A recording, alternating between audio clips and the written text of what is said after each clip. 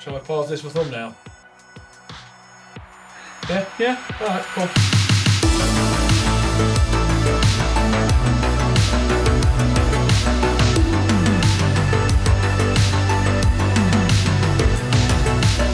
Howdy guys, it's Luke at Luke's APS, and yes, this video is here to help all you new up and coming YouTubers or somebody that's just starting out, and just how I would paint miniatures using a phone if I had to use a phone. So I'm going to show you how to do it as cheap as possible using your phone and very little stuff, and then I'll show you like an affordable camera. I won't go into the gear that I use, I'll just do this as the cheap of the cheap, but I mean the gear that I use isn't like top-notch gear, it's pretty entry level, but there is cheaper older gear that you can do a pretty decent YouTube channel with, and I just thought I'd show you that in this video because a lot of people have been asking me, they're wanting to start, wanting to do. I thought I'd throw it into a video. With this video not being very terrain or miniature related, I was going to upload it as an extra video. However, my computer is literally on its last legs. I don't know whether it's using the multi-cameras and that. I've literally destroyed it. It's running on like half the RAM, and it's just, there's something seriously wrong with it. I'm going over to see Oliver at Broadsword Wargaming next week, and I'm taking a load of stuff over there to edit. So I'll have videos coming out, so then it gives me a good 2 or 3 weeks to order all the parts for a new computer, build it, set it up and get used to using a new system, which will be future-proof. So the first thing that people ask me is, can I use my phone? Can I get a decent image using my mobile phone? And the answer is, we've got super cameras in his pocket. In this video, I'm not using a new phone. It's not like an iPhone 11 or anything like that. I'm using an iPhone 7, which is what, 4 generations old? It's still a bit more expensive than some of the cheaper cameras on the market, but they're very intelligent. They do over digitally sharpen stuff, but I'm not going to go into that on this. You can get, for YouTube, a decent image out of a phone. And it's all to do with lights, but I'll talk about that later in the video. Now, there's one thing you need to do before you start filming with your phone, and it's to check your video settings. So what you do is go into your phone settings, find the camera, click your camera, and put it into 4K 30p. This only matters if you're painting miniatures though. Don't put it into 4K if you're just a talking head channel, but if you're going to be doing a lot of talking head, you could do with 4K, so you can crop it a little bit and not lose any quality, because you need to keep the camera quite far away from the miniature so it's more in focus, and then you can crop in when you're in your editing and make it bigger and reframe the shot, because obviously you're moving around when you're painting, you see. Whereas if you have the phone close to it, to the miniature, as soon as you move it a little bit, it's going to drop out of focus and you get all that sort of, it's searching all the time. Whereas if you're further away, if it's 4K, you can zoom in, which makes it a lot easier to keep in focus and just make it a little bit more enjoyable to film. Now, a lot of people that I see using mobile phones just use a tripod. Now, there's nothing wrong with a tripod at all, but the problem is when you're painting miniatures, if you have it a small tripod, you sort of aim it over and you've got like a fixed static sort of shot. I like to use just a cheap boom arm. They're in the links, they're about a tenner each, I think 15 quid's the max you'll pay for it.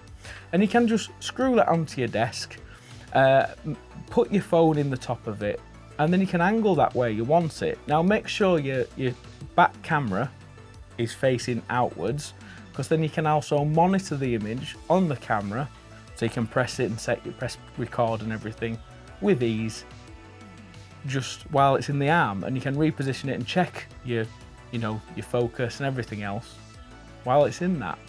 If you're working with a tripod with it being in front of you and then you're working around it all the time, it's a pain in the backside. With one of these arms, you can pull it over and it just lets you work freely.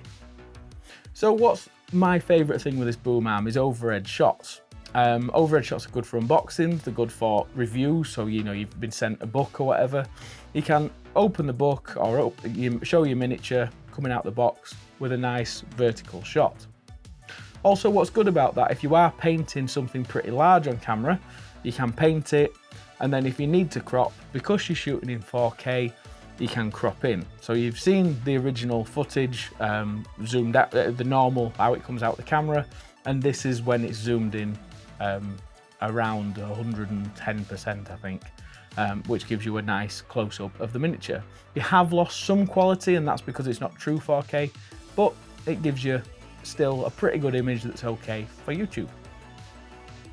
So with your talking head, you're going to need good audio. The way to get good audio is use something like this lavalier. I'm using it now, and I use this for all my videos. All it is a 25-pound lavalier mic that clicks into my camera or my phone, and it works without any messing around. Now it comes with a TRRS on the cable as standard, so you can plug it directly into a phone with no connectors and no messing around.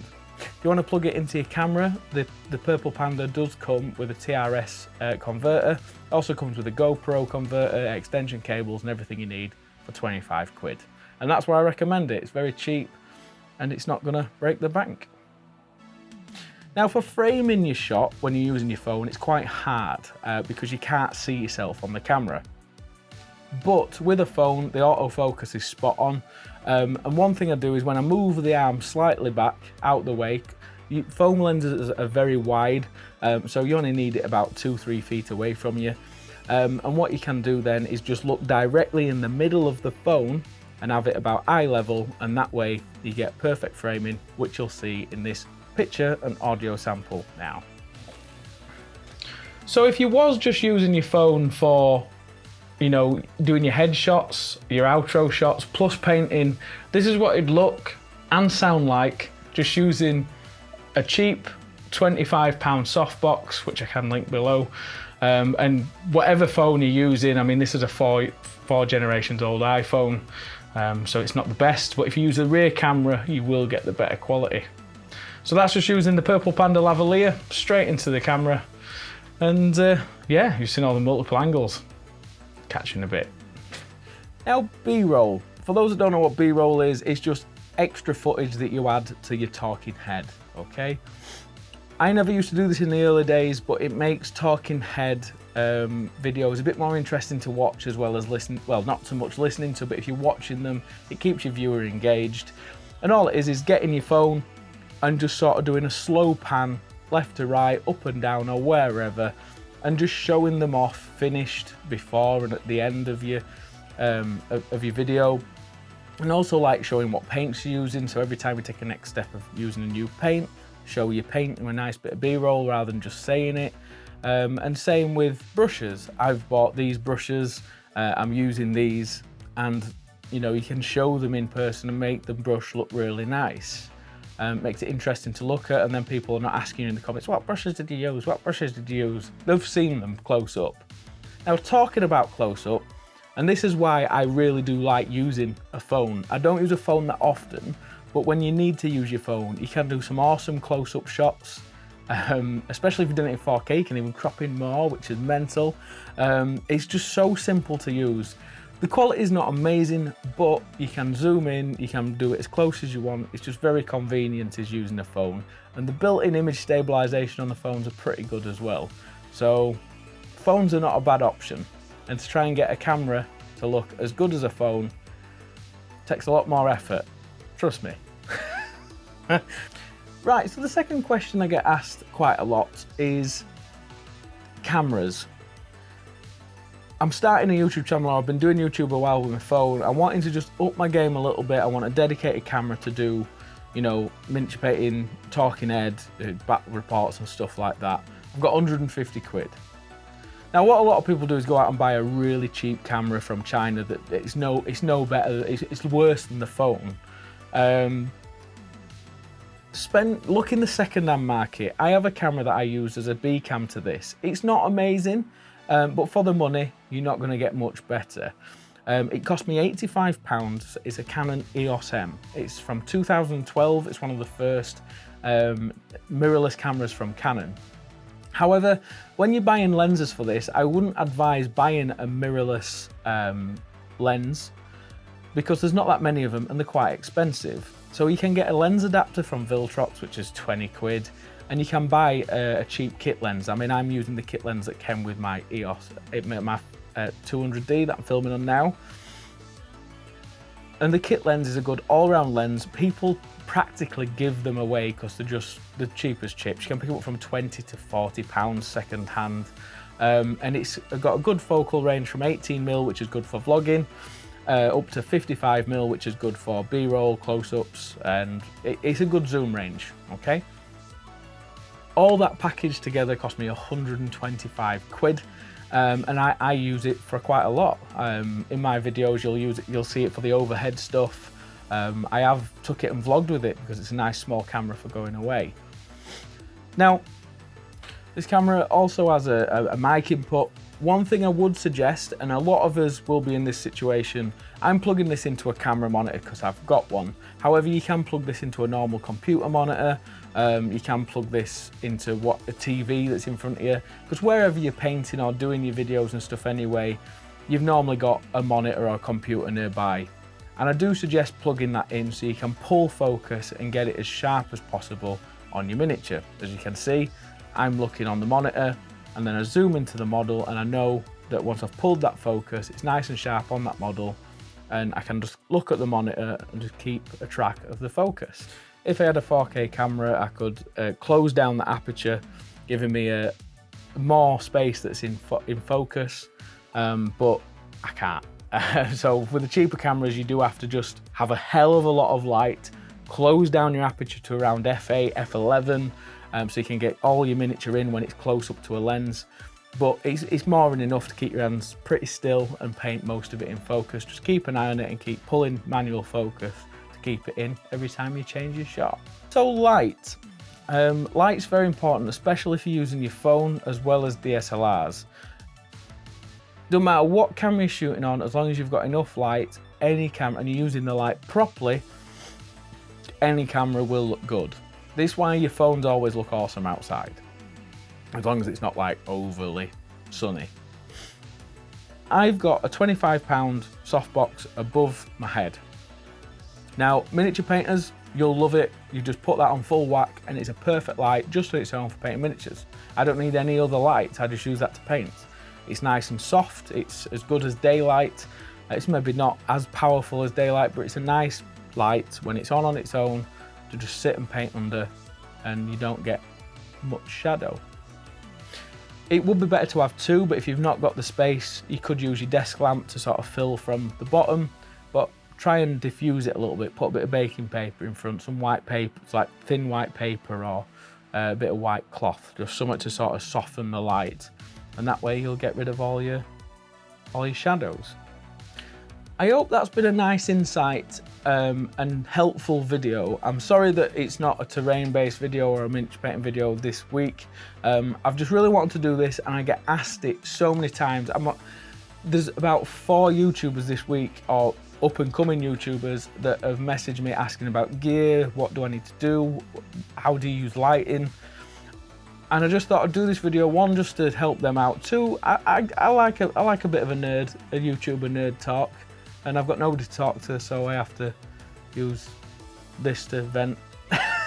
But I hope it's helpful for the community of YouTube, and the more better quality videos we get that are easier to watch and everything else, it just means that we've all got more to watch. There's more opportunity for more painters and more people in the hobby, and this help did not exist in the miniature scene when I started.